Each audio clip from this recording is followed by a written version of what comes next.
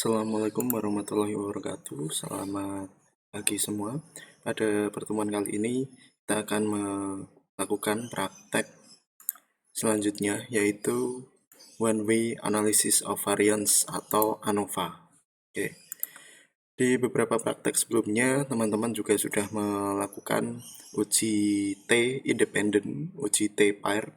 Jadi ANOVA ini istilahnya extensionnya, jadi kelanjutannya dari uji T yang independen. Oke, seperti biasa rulesnya bisa diperhatikan. Langsung saja. Tujuan dari analisis of variance atau ANOVA ini yaitu is an extension dependent test. Nah, seperti yang saya katakan tadi bahwa ANOVA merupakan extension atau istilahnya kelanjutan dari independent test. Jadi hampir mirip, ya. Yang membedakan adalah di sini kelompoknya yang dibedakan atau yang ingin dicari tahu atau kelompok yang istilahnya independennya harus lebih dari 2, ya, lebih dari 2. Tapi kalau di independent test itu biasanya kurang dari 2 atau sama dengan 2. Ya, yang perlu diingat agar tidak salah yaitu ANOVA kelompok independennya harus lebih dari 2.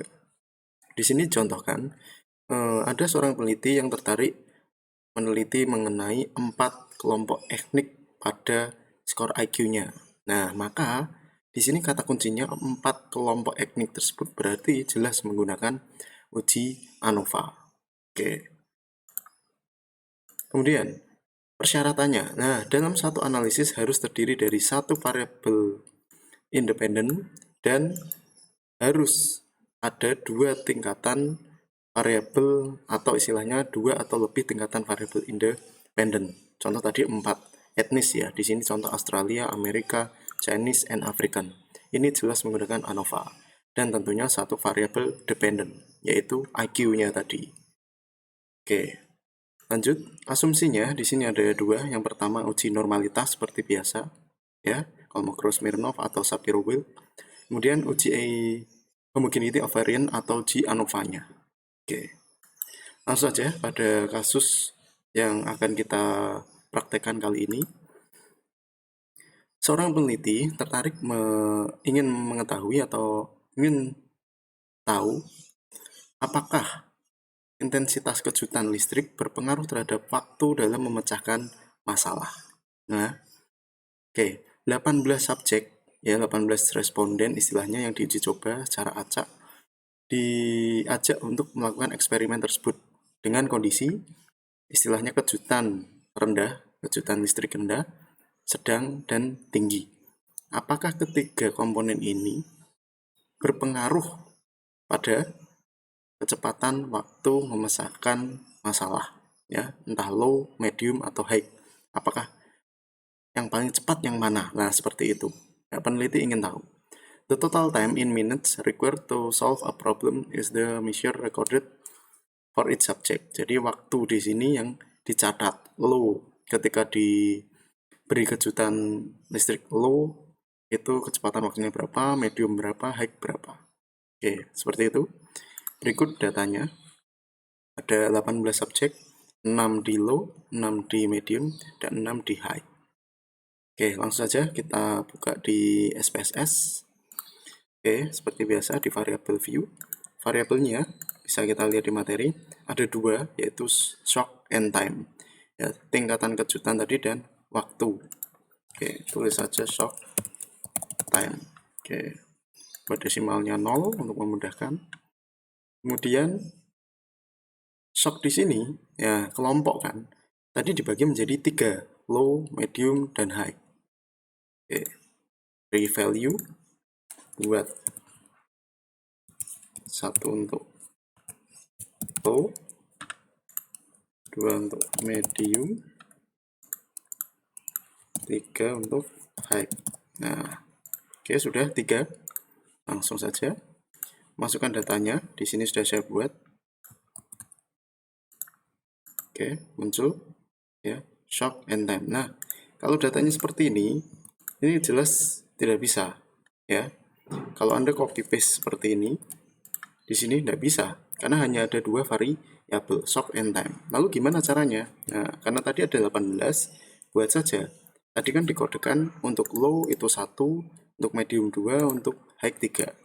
Berarti satunya ada 6.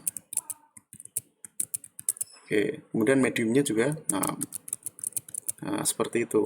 Kemudian yang high dan 6 juga.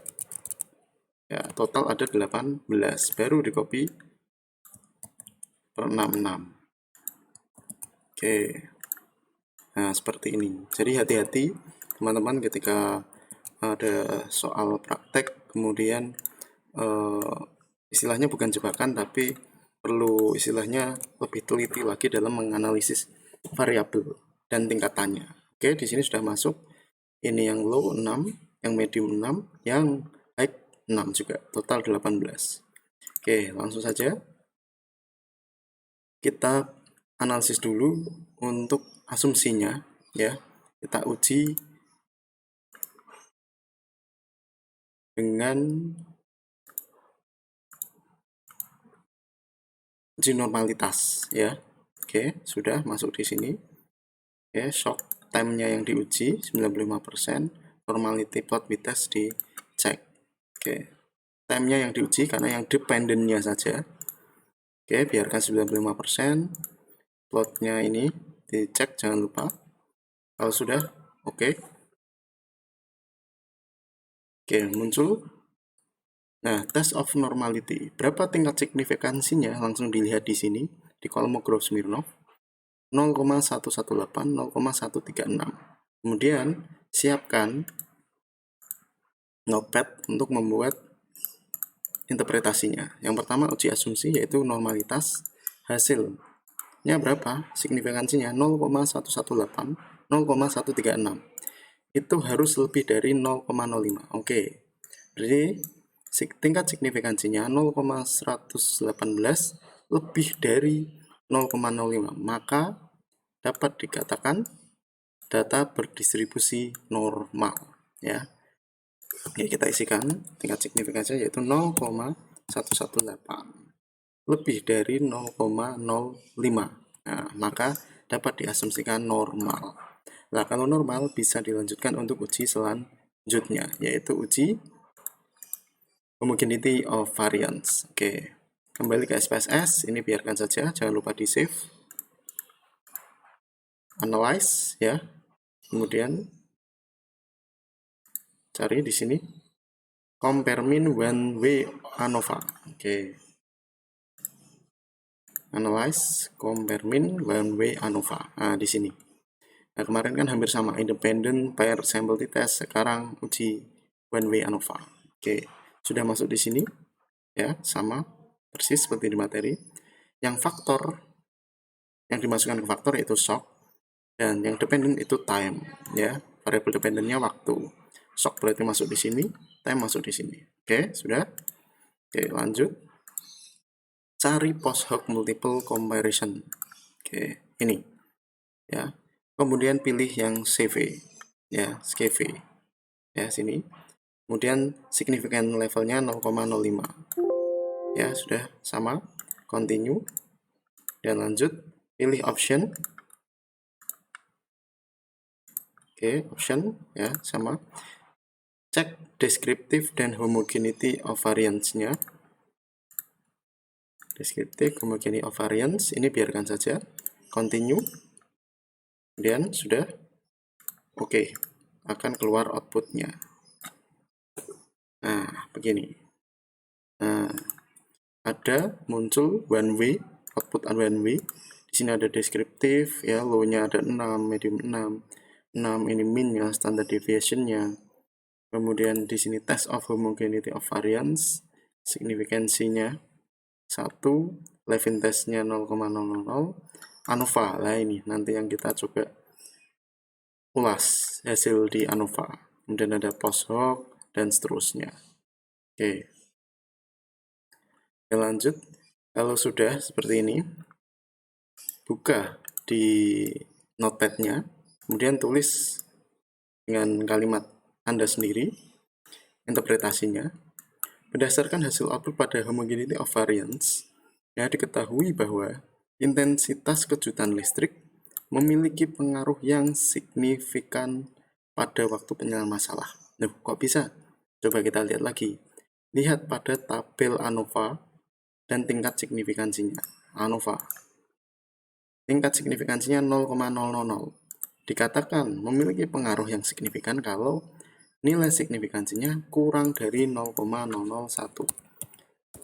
Nah, tingkat signifikansinya kan 0,000. Itu kurang dari 0,01, maka ada pengaruh yang signifikan, ya antara pada waktu menyelesaikan masalah, begitu. Oke, jadi ada istilahnya perbedaan dan pengaruh ya terhadap waktu menyelesaikan masalah. Nah, kalau tingkat signifikan ini sudah tahu bahwa ada pengaruh, ya kan, ada pengaruh. Yang perlu kita cari tahu berikutnya yaitu pengaruhnya seberapa antara low, medium, dan high. Nah, coba amati di tabel min.